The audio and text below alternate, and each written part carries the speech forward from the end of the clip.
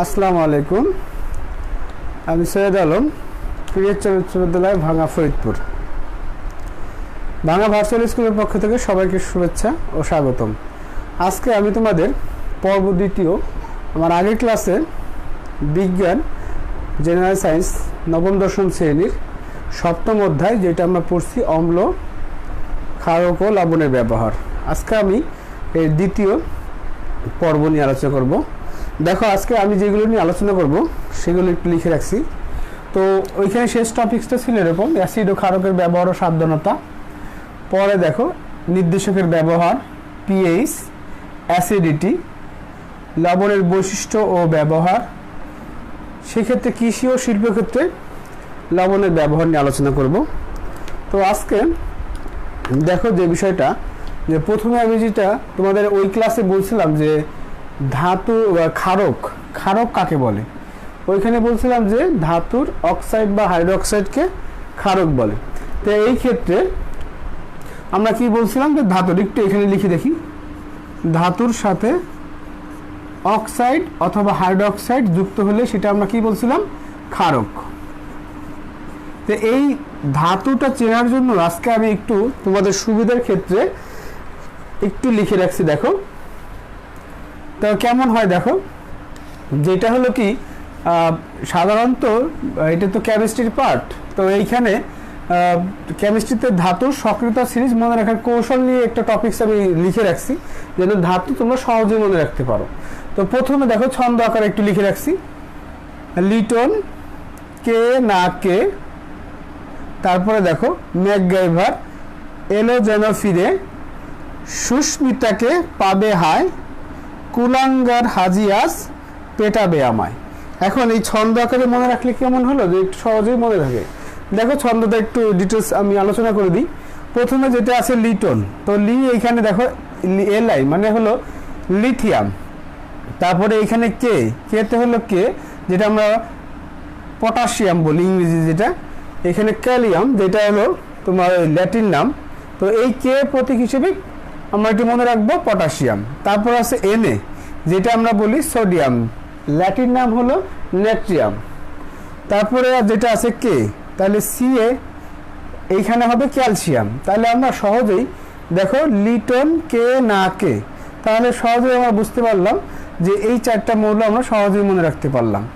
এরপরে যেটা আছে ম্যাকগাইভার, তোমরা জানো যে ম্যাকগাইভার একটা সিরিজ, ম্যাকগাইভার সিরিজের একটা নায়ক, যে তার নাম অনুসারে একটু ছন্দটা ভালো হয়, এই কারণে এইভাবে লেখা হয়েছে ম্যাকগাইভার এলো যেন ফিরে, ম্যাক, তাহলে এখানে এমজি, ম্যাগনেসিয়াম। এরপরে দেখো অ্যালুমিনিয়াম, এল, অ্যালুমিনিয়াম। তারপর আছে যেন মানে জেডেন, তাহলে জিঙ্ক, ফিরে, ফেরাম, যেটা ল্যাটিন নাম ফেরাম, ইংরেজির নাম সাধারণত আমরা আয়রন হিসেবে জানি, আয়রন। তারপর আছে সুস্মিতা, এসএন, যেটা আমরা টিন বলি বাণিজ্যিক নাম, যেটা স্টেনাম।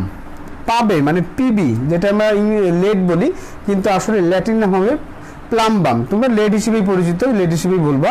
High, hydrogen, H, hydrogen. কুলাঙ্গার, সিইউ, কু, তাহলে কি কপার। এই হাজি, এইচ জি, একটু মনে রাখবা হাজি, তাহলে কি মার্কারি, এটা বলে। তারপরে দেখো পেটাবে, পিটি, পেটাবে, পিটি, প্লাটিনাম। তারপরে আছে কি আমাই, এইউ, যেটা আমরা বলি অরাম, সেটা আমরা সাধারণত স্বর্ণ বা গোল্ড হিসেবে চিনি। এই ধাতুগুলো সক্রিয়তা সিরিজ যদি তোমরা একটু মনে রাখো, তাহলে আমি এইটা এই জন্যই লিখছি, যেন যখন তোমার ধাতু বা ক্ষারকের সংজ্ঞা যখন দিছি, তখন কি বলছিলাম যে ধাতুর অক্সাইড বা হাইড্রোক্সাইড।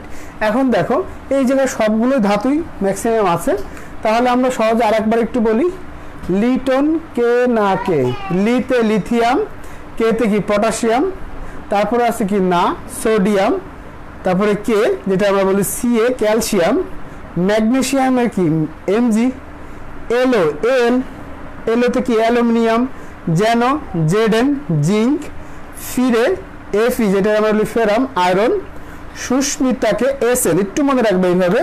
তারপরে পিবি, পাবে, লেড, হাই, হাইড্রোজেন, কুলাঙ্গার, সিইউ, কপার, কাপ্রাম বলে যেটারে, হাজি, এইচজি, মার্কারি বলে, পেটাবে, পিটি, প্লাটিনাম, আমায় এইউ স্বর্ণ। আমার মনে হয় তোমরা সহজেই বুঝতে পারছো, তারপরে একটু খাতায় লিখে রাখো, তাতে তোমাদের পরবর্তীতে সুবিধা হবে। তাহলে দেখো এই যে ধাতুর অক্সাইড বা হাইড্রোক্সাইড ক্ষারক আমরা চিনব কিভাবে। এবার দেখো আমি একটু পাশে লিখে রাখছি যে সবচেয়ে বেশি সক্রিয় ধাতু কোনগুলো। Lithium, potassium, sodium, calcium, magnesium, aluminium, এই যে যে প্রথম 6টা আছে এটা সবচেয়ে বেশি সক্রিয়, মানে এরা প্রকৃতিতে থাকলে খুব দ্রুত বিক্রিয়া করে আর একটা যৌগ উৎপন্ন করে। তাহলে সহজে আমরা এই প্রথম 6টা হলো বেশি সক্রিয় ধাতু। পরে জিঙ্ক, আয়রন, টিন, লেড, এটা হলো কি মধ্যম সক্রিয়, ওর চেয়ে একটু কম সক্রিয় ধাতু। সক্রিয় কথাটা মানে হলো খুব দ্রুত অন্য একটা যৌগের সাথে বিক্রিয়া করতে পারে বা সে খুব দ্রুত বিক্রিয়া করে। হাইড্রোজেন কখনো আবার এখানে একটু এই পরের যে ধাতুগুলো আছে দেখো, হাইড্রোজেন ব্যাপারটি কখনো আবার ধাতু কখনো অধাতুর মতো আচরণ করে, এই জন্য একটু আলাদাভাবে রাখা হয়েছে। তো যেহেতু ওদের ধাতু সিরিজে আছে, এটা ধাতু হিসেবে এখানে গণ্য। কুলাঙ্গার, কপার, মার্কারি, প্লাটিনাম, স্বর্ণ বা সোনা, এখানে কম সক্রিয় ধাতু। সবচেয়ে যে সক্রিয়তা সিরিজে যে নিচের ধাতুটা আছে স্বর্ণ, তোমরা জানো এটা একেবারে সক্রিয় ধাতু, মানে নিচে, এই জন্য এর সক্রিয়তা অনেক কম। তোমরা জানো যে অনেক বছর কয়েকদিন ধরে যদি এরকম হয় তাহলেও এই স্বর্ণটা সহজেই কারোর সাথে বিক্রিয়া করে না। তোমরা দেখছো যে অনেক সময় পুকুরে গোসল করার সময় যে স্বর্ণ হারিয়ে যায় বা ইসের ক্ষেত্রে, সেক্ষেত্রে অনেক দিন পরে যদি পাওয়া যায় তাতেও সহজে বিক্রিয়া করে না। এই কারণেই দেখো এই কি কারণে, এই যে স্বর্ণটা সহজেই বিক্রিয়াটা খুব আস্তে আস্তে বিক্রিয়াটা করে। আমার মনে হয় তোমরা এটা একটু মনে রাখলে উপকার হবে। তাহলে দেখো আমি একটু মিলাই দিই ধাতু। তাহলে আমার ধাতু যদি আমরা এখানে বলি যে পটাশিয়াম একটা ধাতু, এর সাথে যদি অক্সাইড যুক্ত করো তাহলে কি হয়, পটাশিয়াম হাইড্রোক্সাইড, যেটা আমরা লিখতে পারি যে এই অক্সিজেন যুক্ত হলো তাহলে পটাশিয়াম হাইড্রোক্সাইড এভাবে লিখতে পারি। আর একটা ব্যাপারটা হলো কি দেখো, আরেকটা হলো কি আমরা লিখতে পারি সোডিয়াম হাইড্রোক্সাইড দিদি একটা, এখানে তো এই যে হাইড্রোক্সাইড, এই যে বলছিলাম যে তাহলে সোডিয়ামের সাথে কি সোডিয়াম হাইড্রোক্সাইড এইটা। তারপরে দেখো ক্যালসিয়াম, তো ক্যালসিয়াম ব্যাপারটা কেমন দেখো, আমি একটু মুছে দিই তাহলে একটু তোমাদের দেখতে সুবিধা হবে এগুলো একটু। তাহলে আমরা একটু ক্ষারকগুলো চিনে তারপরে আমরা বাকি টপিকসে যাব। তাহলে দেখো যদি আমরা এখানে বলি ক্যালসিয়াম, তাহলে ধাতু তো আমি লিখলাম, এর সাথে অক্সাইড যুক্ত করব অথবা হাইড্রোক্সাইড যুক্ত করবো, সেটাই হবে ক্ষারক। তাহলে প্রথমে দেখো আমরা যদি এরকম ক্যালসিয়াম, তাহলে ছন্দটা তুমি যদি মনে রাখো তাহলে সহজেই তুমি এই বিক্রিয়াটা বা এই ক্ষারকটা সহজেই চিনবা। তাহলে ক্যালসিয়াম অক্সাইড, একটু সরি, তাহলে এই ব্যাপারটা কি দেখো একটু ভেবে লিখি, তাহলে লিখব ক্যালসিয়াম হাইড্রোক্সাইড, এই যে 2। তো এখন তোমরা প্রশ্ন করতে পারো যে আগের বিক্রিয়াটা লিখলাম কি সোডিয়াম হাইড্রোক্সাইড, তো এইখানে 2 দিলাম আর এইখানে কিছু দিলাম না, এর মানে কি? তোমরা জানো যখন এইটে ছিল তখন রাসায়নিক বিক্রিয়া একটা চ্যাপ্টারে পড়ছো, আমি জানি তোমরা এটা জানো, তারপর একটু বলে দিই। তো ওইখানে একটা যোজনীর একটা চ্যাপ্টার ছিল রাসায়নিক বিক্রিয়া, তখন এরকম হয় যে ক্যালসিয়াম হাইড্রোক্সাইড, এখানে যদি সোডিয়াম আর হাইড্রোক্সাইড লিখি, এটা সাধারণত যৌগমূলক। তো ক্যালসিয়ামের যোজনী তোমরা পড়ছো 2 আর হাইড্রোক্সাইড যোজনী কত 1, তাহলে কি হয় যে এখানে রিপ্লেসমেন্ট হয়। তাহলে দেখো একটু খেয়াল করে, তাহলে কি লিখতে পারি যে এখানে আসবে 2, ক্যালসিয়ামের এখানে আসবে 1 আর হাইড্রোক্সাইডের এখানে আসবে 2। তো যেহেতু এটা যৌগমূলক এই ক্ষেত্রে আমরা অবশ্যই ব্র্যাকেট দিয়ে 2 লিখব। আর 1 এর ব্যাপারটা 1 লিখলেও যা হয়, না লিখলে এই জন্য না লেখাটাই ভালো। তারপরে এই ক্ষেত্রে দেখো সোডিয়াম 1 হাইড্রোক্সাইড 1, তাহলে আবার রিপ্লেসমেন্ট হয়, তাহলে কি সোডিয়ামের 1 আর হাইড্রোক্সাইডের 1, তাহলে 1 এর 1 কি লিখবো, এখানে আর তৈরি করতে হয় না, ব্র্যাকেট দিতে হয় না, তাহলে 1 1। এই জন্য এই বিক্রিয়াটা যোগটা এমন হয়েছে, এই যোগটা এমন হয়েছে। আশা করি তোমরা বুঝতে পারছো। তো যোজনীগুলো খুব ইম্পর্টেন্ট রাসায়নিক বিক্রিয়ার ক্ষেত্রে, তোমরা অবশ্যই এটা মুখস্থ রাখবা। আমার আগের একটা ক্লাসে 8-এর একটা ক্লাস নিয়েছি, সেখানে একটু খেয়াল করে দেখো ভিডিওটা। এরপরে দেখো তারপরে আমরা ক্ষারক, যেটা নিয়ে আলোচনা করছি ক্ষারক, তাহলে আমার মনে হয় তোমরা ক্ষারক সহজেই বুঝতে পারবো।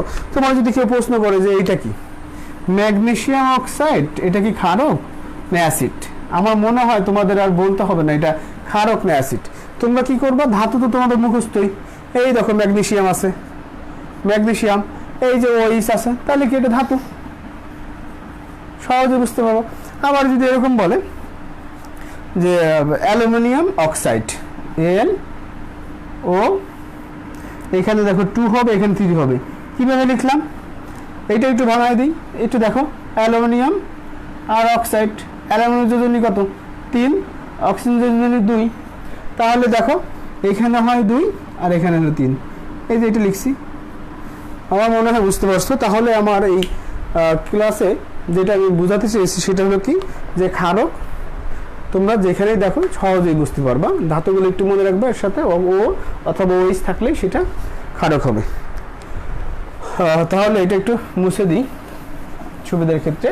পরে এখানে আমি লিখছি যে অ্যাসিড ও ক্ষারকের ব্যবহার, তো এটা নিয়ে একটু আমি আগের ক্লাসে আলোচনা করছি, এখন আর একটু আলোচনা করে দিই। দেখো আরেকবার একটু দেখে নাও। ওকে, তাহলে আমি একটু মুছে দিই। এই ব্যবহারেরটা যদি কথা বলতে চাই তাহলে দেখো যে অ্যাসিডের ব্যবহারটা আমরা জানি যে সবাই আমরা বাসা বাড়িতে যে আচারগুলো বানাই সেটার ক্ষেত্রে কেমন যে তোমাদের মা খুব যত্ন করে আচার বানায়, সেই আচার সংরক্ষণের ক্ষেত্রে আমরা কি করি যে একটা এই অ্যাসিডটা ব্যবহার করি, যেটা আমরা সবাই নাম জানি ভিনেগার। সেটা কেমন দেখো, ওই আচার সংরক্ষণে আমরা ভিনেগার, আমি আগের ক্লাসে একটু লিখছিলাম COOH, এই ভিনেগারটাগুলো আমরা এটা হলো যেটা আমরা বলছিলাম যে ইথাইলিক অ্যাসিড, এটা হলো এই আচার সংরক্ষণে ব্যবহার করা হয়। এটার ক্ষেত্রে দেখো ব্যবহার। তারপরে আমরা অহরহ ব্যবহার করি যে অ্যাসিড আর ক্ষারকের ব্যবহার যদি বলি, তারপরে আমরা এরকম হয় যে অ্যাসিড আর ক্ষারকের এই ব্যবহারটা। তার আগে একটু বলি যে সাবধানতা কেন, অ্যাসিডের সাবধানতা বা ক্ষারকের সাবধানতা। এইখানে ব্যাপারটা কেমন হয় যে অ্যাসিড তোমরা জানো খুব দাহ্য পদার্থ, যে গাঢ় অ্যাসিডগুলো আছে, যেখানে গাঢ় অ্যাসিডের কারণে সেখানে ক্ষতের সৃষ্টি হয়। তারপরে বাংলাদেশ সরকার বা এরকম একটা আইন, যেটা অ্যাসিড সন্ত্রাস, 1995 সালে বাংলাদেশ নারী ও শিশু নির্যাতন যে অ্যাসিড সন্ত্রাসটা আছে, যে সে আইন করছে যে ওই অ্যাসিড ছোড়ার শাস্তি, তোমাদের বইতে এইভাবে আছে যে অ্যাসিড ছোড়ার শাস্তি কেমন হয়, যে ফাঁসি অথবা যাবজ্জীবন কারাদণ্ড। এরকম যদি না হয় যে এই আইন কীভাবে হয়, সাধারণত অপরাধ করে সেই অপরাধের উপরেই আইনগুলো সাধারণত এইভাবে করা হয়। তাহলে আমরা করি যে এই সালটা একটু মনে রাখবো, কবে পাশ হয়েছে 1995 সালে নারী ও শিশু নির্যাতন যে আইনটা, যেখানে অ্যাসিড ছোড়ার কারণে ফাঁসি অথবা যাবজ্জীবন কারাদণ্ড হতে পারে। তাহলে এখন এই অ্যাসিডের ব্যবহারটা বললাম, তারপর আরও ক্ষারকের ব্যবহার। আমরা প্রতিনিয়ত এটা ব্যবহার করি, সাবানের ভিতর ক্ষার আছে যেটা আমার ক্ষতি সৃষ্টি করে। তাই সাবধানতা অবলম্বন এই কারণে করবো যে প্রথমেই যে এইটা হলো অ্যাসিড দাহ্য পদার্থ, আমাদের লাগলে সেখানে কি হবে, ক্ষতি সৃষ্টি হবে। তো এই জন্য আমরা সহজেই যেন এই ভুলগুলো না হয় আমরা এটাই করব, গ্লাভস অথবা এই যে অ্যাপসন পরে সেক্ষেত্রে আমরা এটা ইউজ করতে পারি। যাই হোক, আসো এরপরে যে টপিক্সটা আছে সেটা হলো নির্দেশকের ব্যবহার। এই নির্দেশকের ব্যবহার আগে আমার বুঝতে হবে যে এই নির্দেশকটা কি, নির্দেশক কি, এই নির্দেশকটা কেমন দেখো, মানে নির্দেশকটা কি, যে সকল যৌগ বা পদার্থ তাদের নিজস্ব রং পরিবর্তন করে ফেলবে, পরিবর্তন করে অন্য কোনো যৌগের কি করবে, যে সেটা কি অম্লীয় না ক্ষারীয় প্রকৃতির সেটা নির্দেশ করবে, তাকে আমরা নির্দেশক বলতে পারি। আবার একটু বলি, খেয়াল করো, যে সকল পদার্থ অন্য কোনো যৌগের, যে সকল পদার্থ তাদের নিজস্ব রং পরিবর্তন করে অন্য কোনো যৌগের অম্লীয় বা ক্ষারকীয় প্রকৃতির নির্দেশ করে, সেটা হলো নির্দেশক। তো নির্দেশক আমি তোমাদের যখন অ্যাসিড আর ক্ষারকের ব্যবহারটা লিখছিলাম বা বৈশিষ্ট্য যেটা বলছিলাম, সেক্ষেত্রে বলছিলাম নির্দেশক সাধারণত যে নির্দেশকগুলো ব্যবহার করা হয় সেগুলো একটু দেখো। আমরা বলতে পারি লিটমাস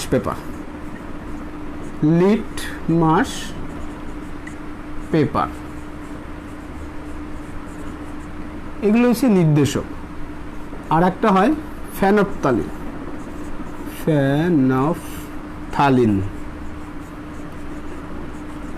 তারপরে যেটা আছে একটু খেয়াল করো, মিথাইল অরেঞ্জ।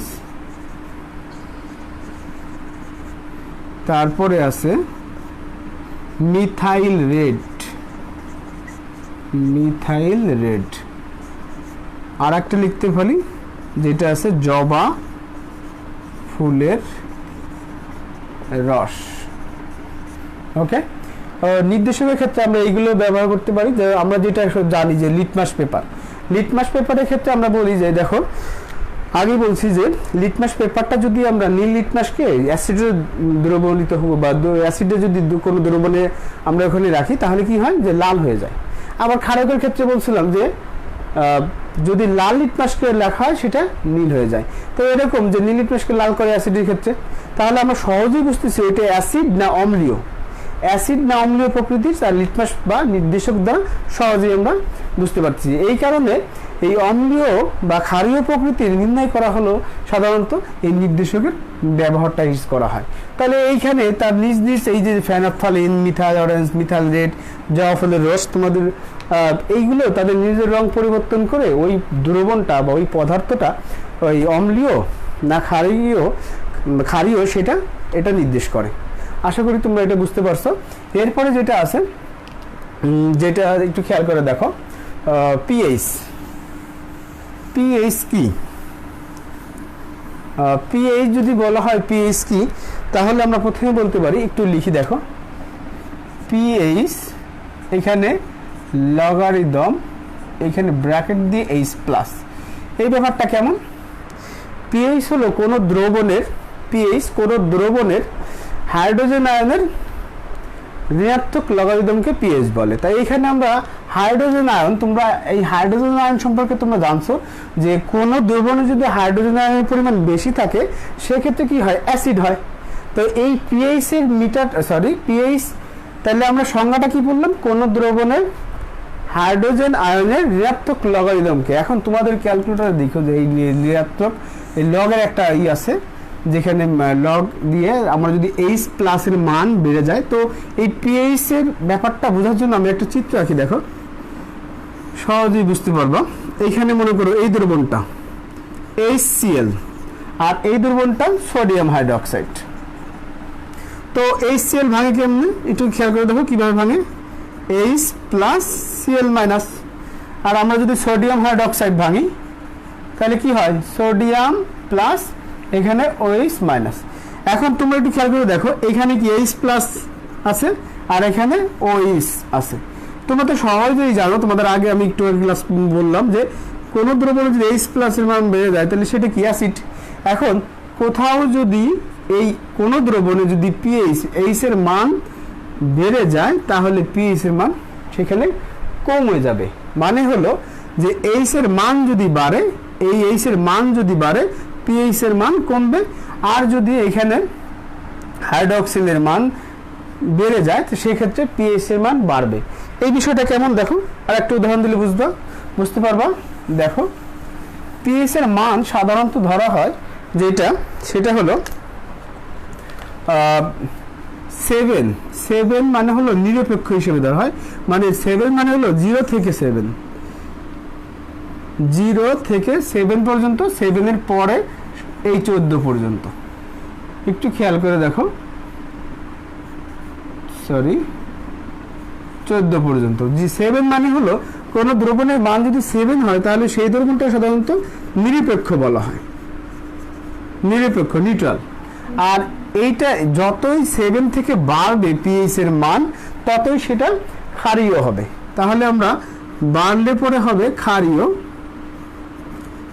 আর যদি কমে যায় সেটা হবে অম্লীয় প্রকৃতির, যেটা আমরা অ্যাসিড বলি বা এটাকে বলি ক্ষারীয় বা ক্ষারকীয়। আর একটা বলি যে বেস, আর এটা হলো অ্যাসিড, আর এটা হলো বেস। যাই হোক, এখন এই ব্যাপারটা হলো কি, তাহলে আমি আর একটু ব্যাখ্যা করি। দেখো তাহলে পিএইচ এর মানে যদি আমরা কোন দ্রবণে পিএইচ এর মান 7 পাই তাহলে সেটা নিরপেক্ষ, অম্লীয় না, ক্ষারীয় না। যদি পিএইচ এর মান বেড়ে যায় তাহলে বুঝবো সেটা ক্ষারকীয় বা ক্ষারীয়, আর যদি কমে যায় সেটা হচ্ছে অম্লীয়। তাহলে পিএইচ এর মান দ্বারা সহজেই আমরা বুঝতে পারবো যে কোন দ্রবণটা অম্লীয় না ক্ষারীয় প্রকৃতির।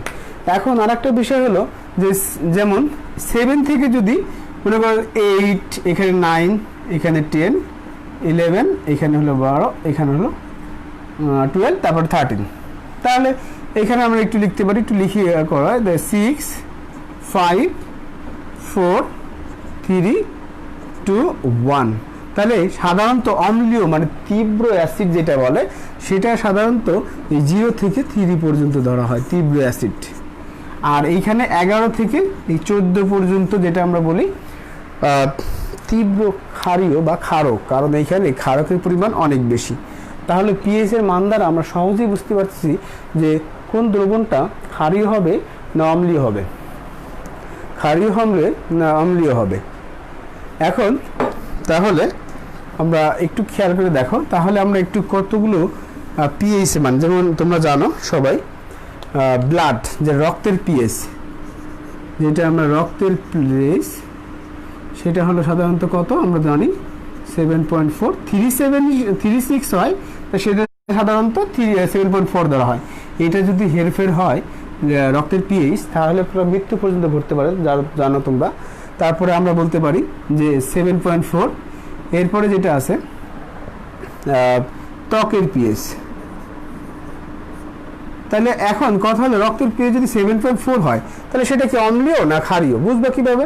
এই পিএইচ যে চারটা আছে সেটা আমাদের সহজে বুঝবে। দেখো 7.4 তাহলে কি ঈষৎ ক্ষারীয়, রক্তের যে পিএইচ মান তাহলে সেটা রক্তটা ঈষৎ ক্ষারীয়। এরপর ত্বকের পিএইচ যদি লিখি এইভাবে 5.5, রেঞ্জ করে সাধারণত 4 থেকে 6 পর্যন্ত। তবে শিশুর ত্বকের ক্ষেত্রে ভিন্ন, শিশুর যে ত্বকটা আছে সেটা হলো কি একটু ভিন্ন। কেমন দেখো ত্বকের পিএইচ, শিশুর ত্বকের পিএইচটা এখানে 7 সাধারণত নিউটন। তো এইখানে দেখো ত্বকের যদি পিএইচ 5.5 হয় তাহলে তোমরা সহজেই বুঝতেছো যে 5.5 মানে ঈষৎ অম্লীয়, কিছুটা অম্লীয় ত্বকের পিএইচ। এরপর শিশুর ক্ষেত্রে 7। এখন তোমরা যে এই যে ক্রিমগুলো আমরা ইউজ করি বা তোমরা যে ইউজ করো ক্রিমগুলো, সেক্ষেত্রে ওই লোশনগুলো ইউজ করো, সেক্ষেত্রেগুলো এইটার ক্ষেত্রে যে পিএইচ দেওয়া থাকে বড়দের ক্ষেত্রে, সেটা যদি শিশুদের ক্ষেত্রে ইউজ করা হয় তাহলে দেখো এই হেরফের আছে কলম, তাহলে একটু অসুবিধা হতে পারে, বুঝতে পারছো? এই অসুবিধা হওয়ার কারণে এরকম এই জন্য আমরা সহজেই এই ব্যাপারটা এড়িয়ে চলবো যে শিশুর ক্ষেত্রে যে লোশন বা ক্রিম ইউজ করা হয় ওই বা বড়দের ক্ষেত্রে যে সেটা অ্যাসিডের পরিমাণ দেখো 5.5 এর কারণে এটা আমরা সহজেই ইউজ করব না। তাহলে এটার ক্ষেত্রে দেখো এরপরে আসো যে পিএইচ, তাহলে আরও পিএইচ আছে দেখো, আমি একটু মান বলি যে এই ক্ষেত্রে কেমন দেখো, একটু মুছে দিই দেখো। তাহলে আমরা একটা পিএইচ এর মান ধারণা নিয়ে সহজেই বুঝতে পারি সেটা কি ক্ষারকীয় না অ্যাসিডীয়। তারপরে এখন নিরপেক্ষ, তাহলে আমরা এটা গেল, তা আমি একটু মুছে দিই। এরপরে যে বিষয়টা আমার মনে হয় তোমরা এই পিএইচ সম্পর্কে ধারণা হয়েছে। এখন এরপরে আমরা যেটা বলবো অ্যাসিডিটি কেমন, ওই যে পাকস্থলীর পিএইচ কি আলোচনা করলাম যে পিএইচ, যে পাকস্থলীর যে পিএইচ সেটা কত 2 ধরো, 2 পাকস্থলীর পিএইচ কত। তো এই ব্যাপারটা কেমন, যদি এখানে পিএইচ তাহলে কি দেখো এখানে কেলে অ্যাসিডের পরিমাণ অনেক বেশি, তাই না? অ্যাসিডের পরিমাণ অনেক বেশি। তাহলে এই পাকস্থলীতে যখন, তাহলে সাধারণত পাকস্থলীতে যে অ্যাসিডটা থাকে এই হাইড্রোক্লোরিক অ্যাসিড, এটা যদি আমরা সাধারণত যদি কখন অ্যাসিডিটি হয়, মানে অ্যাসিডিটিটা কি সেটা বোঝাই, আমরা যদি খালি পেটে ফলের রসগুলো খাই বা ফলের রস বা অ্যাসিড জাতীয় যে খাবারগুলো আছে তোমরা জানো যে ভাজা অতিরিক্ত তেল যে মিশ্রিত যে খাদ্যগুলো, এগুলো সব অ্যাসিডীয় খাদ্য। এইখানে যদি আমরা এই খাবারগুলো খাই তাহলে যদি 2 নিচে মানে HCl যদি আমরা ভাঙি কি হয় H+Cl-, তাহলে কেমন হয়, তাহলে এখানে প্রোটন মানে H এর পরিমাণটা বেশি। এখন আমরা যদি আরো যদি আমরা এই অ্যাসিডীয় খাদ্য যে আরো খাবার খাই তাহলে কি অবশ্যই কি এইখানে অ্যাসিডের পরিমাণ কি বেড়ে যাবে না? তাহলে তখন আমরা কি করব, তখন যেটা হয় সেইটার নামই হলো যে অ্যাসিড যদি 2 থাকে এরপরে যদি আরও অ্যাসিডিটি মানে অ্যাসিডিটি পরিমাণ বেড়ে যায় সেটাকে আমরা বলবো অ্যাসিডিটি। সেক্ষেত্রে এই অ্যাসিডিটিগুলো তোমরা জানো যে মারাত্মক ক্ষতির সম্মুখীন হয়, যে পেটে ব্যথা হয়, সেই ক্ষেত্রেগুলো আমাদের একটু কন্ট্রোল করে চলতে হবে। যেসব অ্যাসিডিটি দূর করার জন্য আমরা আরেকটা কাজ করতে পারি, যেটা আছে আমরা ওই যে খারাপের কথা বললাম, যেটা আমরা অ্যাসিড দূর করার জন্য, যেটা আমরা সাধারণত এই অ্যাসিড দূর করার জন্য আমরা কি খাই, অ্যালুমিনিয়াম হাইড্রোক্সাইড আর ম্যাগনেসিয়াম হাইড্রোক্সাইড, সেটাও দেখো আবার ক্ষারক। তো অ্যালুমিনিয়াম হাইড্রোক্সাইড এইটা, আর এটা হচ্ছে ম্যাগনেসিয়াম হাইড্রোক্সাইড, এটাও কিন্তু দুইটাই কিন্তু ক্ষারক। তো এই HCl এর সাথে যখন এরকম অ্যালুমিনিয়াম হাইড্রোক্সাইড এরকম বিক্রিয়া করে, তাহলে দেখো এখানে কি হয়, এটা প্লাস এটা মাইনাস, এটা প্লাস এটা মাইনাস। তো এই প্লাসটা কি করবে, এই মাইনাসটা ধরবে, তাহলে আমরা লিখতে পারি, আর এই মাইনাসটা এই প্লাসকে ধরবে, তাহলে কি করতে পারি, অ্যালুমিনিয়াম ক্লোরাইড। এখানে 3 হবে অবশ্যই, কারণ অ্যালুমিনিয়াম যোজনী কত 3, ক্লোরিন যোজনী কত 1। এরপরে আসো আর কি আছে, H আর OH মিলে কি হয়, পানি। দেখো এখানে করলাম একটা প্রশমন বিক্রিয়া হয়ে গেল, ঠিক আছে, এখানে একটা প্রশমন বিক্রিয়া হয়ে গেল। তাহলে আমরা এই অ্যাসিডিটি দূর করার জন্য সাধারণত বাজার থেকে যে অ্যান্টাসিডটা খাই সেটা হলো অ্যালুমিনিয়াম ক্লোরাইড এবং পানি। এবং অ্যালুমিনিয়াম ক্লোরাইড আর ওই বাজার থেকে যেটা খাই সেটা হচ্ছে অ্যালুমিনিয়াম হাইড্রোক্সাইড, এর সাথে অ্যাসিডে বিক্রিয়া করে অ্যালুমিনিয়াম ক্লোরাইড, এটা প্রশমন বিক্রিয়া করে আমাদের এই অ্যাসিডিটিটা দূর করে। এরপরে যেটা আছে, যেটা দেখো একটু খেয়াল করে দেখো, যে লবণের বৈশিষ্ট্য ও ব্যবহার। আচ্ছা, লবণ ব্যাপারটা কেমন দেখো, লবণ কোথায় কিভাবে উৎপন্ন হয়। আমরা বললাম আগে তোমাদের এই অ্যাসিডের বৈশিষ্ট্য এবং ক্ষারকের বৈশিষ্ট্যের ক্ষেত্রে বারবার লিখছি, এই বিক্রিয়াটা কি হয়, লবণ আর পানি। তো এই ব্যাপারটা কেমন দেখো, অ্যাসিডের সাথে ক্ষারকের বিক্রিয়া লবণ আর পানি উৎপন্ন হয়। তো এই যে লবণের কথা বললাম না, যে সব ক্ষেত্রেই এই লবণের ব্যবহারটা খুব মারাত্মক। যে লবণের ব্যবহার বলতে গেলেই তাহলে অ্যাসিড, আমি একটু এই বিক্রিয়াটা লিখি দেখো সহজ, যেটা অ্যাসিড, তাহলে দেখো HCl দাও, ক্ষারক দাও যেটা আমাদের সোডিয়াম হাইড্রোক্সাইড দাও, আর H2SO4, আর কি দিব, অ্যালুমিনিয়াম নাইট্রেট, আর একটা লিখে নিই HNO3 aluminium oxide, sorry Al2O3, আর এইখানে দিই ক্যালসিয়াম হাইড্রোক্সাইড। ওকে, তো একটু খেয়াল করে দেখো এই বিক্রিয়াটা আমার মনে হয় একেবারে সহজ, তোমাদেরকে আরেকগুলো শিখাইছি। এইসব ধরনের মানে এই বিক্রিয়াটার আর একটা নাম কি, প্রশমন বিক্রিয়া। কি বলতে পারি, প্রশমন বিক্রিয়া। মানে মানব জীবনে এই বিক্রিয়াটা অহরহ ঘটে, এই জন্য এই বিক্রিয়া সম্পর্কে একটু ভালো জানতে হবে। দেখো এই বিক্রিয়াটা সহজে বোঝার জন্য তোমাদের আমি বারবার বলছি যে প্রথম যেটা থাকে সেটা প্লাস হয়, পরেরটা মাইনাস, এটা হলো প্লাস, এটা হলো মাইনাস। তাহলে কি হলো, এই প্লাসটা এই মাইনাসকে ধরবে আর এই মাইনাসটা এই প্লাসকে ধরবে। তাহলে প্রথমে যেহেতু লবণের কথা বলছে, ধাতু সোডিয়াম ক্লোরাইড, আমরা লিখতে পারি সোডিয়াম ক্লোরাইড, এটা হলো, আর পানি। এটার ক্ষেত্রে দেখো এটা প্লাস, পরেরটা কি মাইনাস, এটা প্লাস, পরেরটা মাইনাস। তাহলে প্লাস এই মাইনাসকে ধরবে আর এই মাইনাস এই প্লাসকে ধরবে। তাহলে কি হয়, এইখানে তো পানি অবশ্যই উৎপন্ন হবে, আর শুধু লবণটা ভিন্ন, ক্যালসিয়াম সালফেট, ক্যালসিয়াম সালফেট। এরপরে দেখো এটা প্লাস, এটা মাইনাস, এটা প্লাস, এটা মাইনাস।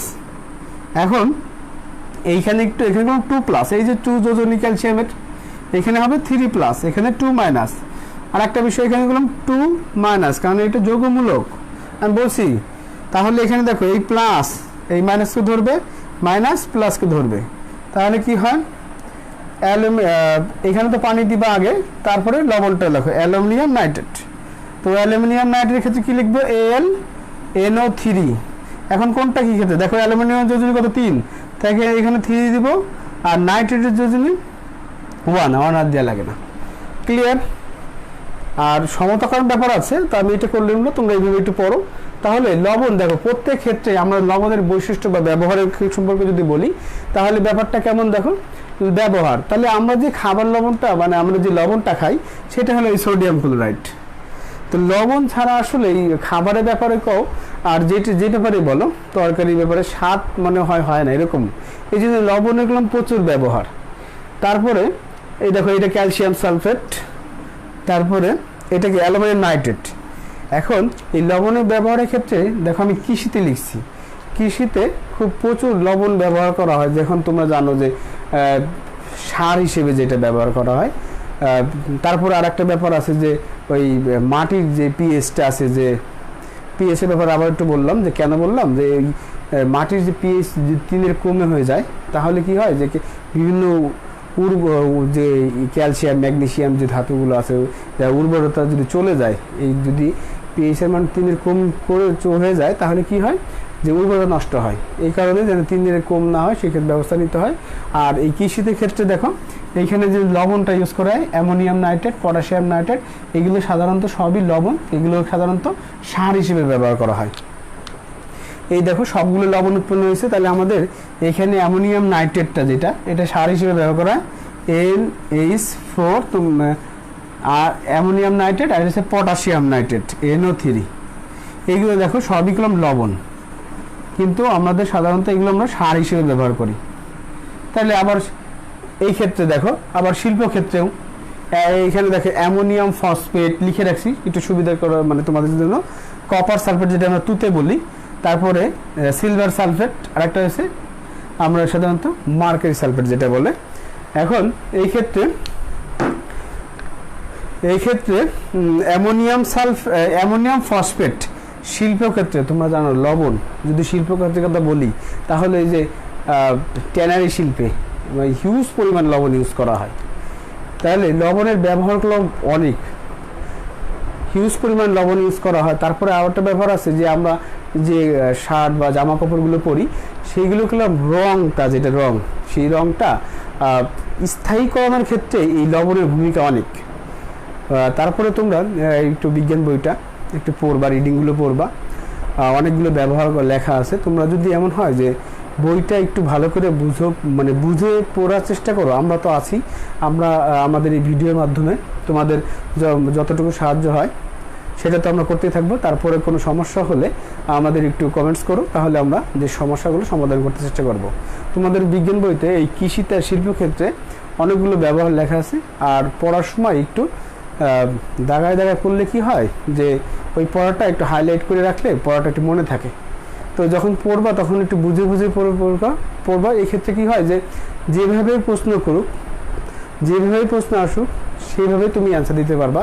এই বুঝে পড়াটার কৌশলটা বা তুমি যদি একবার বুঝে পড়তে পারো সেক্ষেত্রে কি হয় যে একটা তৃপ্তি পাওয়া যায়, না আমি এই জিনিসটা বুঝছি। এই জন্যে রিডিং পড়ার